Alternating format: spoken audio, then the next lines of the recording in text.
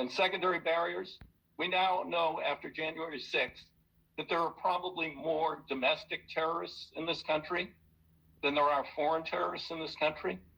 And yet I see the flight attendant standing bravely there by the flight deck door. When I flew last week, the pilot or co-pilot, I don't know which he was, he came out and chatted for 20 minutes with the flight attendant standing there like this while she was looking over her shoulder and talking to him.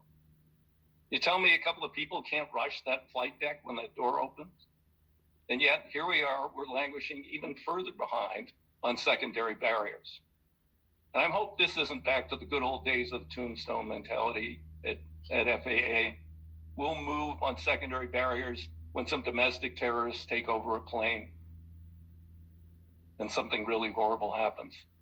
So I would just want to hear from today, from the administrator, how we're going to start being less of a turgid bureaucracy and do what you're supposed to do.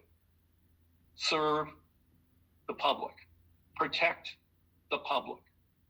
You know, when we got in this investigation and I found out that regulated entities were now called customers, they're not your customers. They are not customers. They are people who you oversee and regulate. I changed that law after a tragic crash way back in the 90s. I took out the promotional authority from the FAA more than 20 years ago. It's crept back in. It's got to get kicked out the door. I'm looking forward to the testimony. Thank you, Mr. Chair.